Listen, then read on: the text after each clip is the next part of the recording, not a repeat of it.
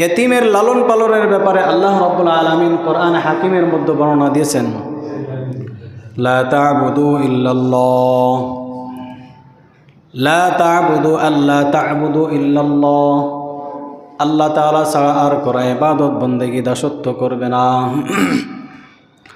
ওয়াবিল ওয়ালিদাইনি ইহসানা, আর দ্বিতীয় কাজ হলো তোমরা তোমাদের পিতামাতার সাথে সদাচরণ করবে।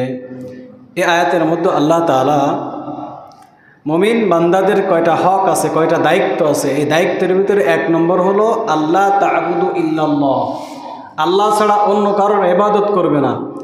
দ্বিতীয় নম্বরে আল্লাহর হকের পরে মা বাবার হকের কথা বলতেছেন, ওয়াবিল ওয়ালিদাইনি ইহসানা, তোমরা পিতামাতার সাথে সদাচরণ করবে। ওয়াজিল কুরবা ওয়াল ইয়াতামা ওয়াল মাসাকিন, তোমাদের নিকট আত্মীয় স্বজনের মাঝে যারা ইয়াতিম আছে তাদেরকে তোমরা লালন পালন করবে।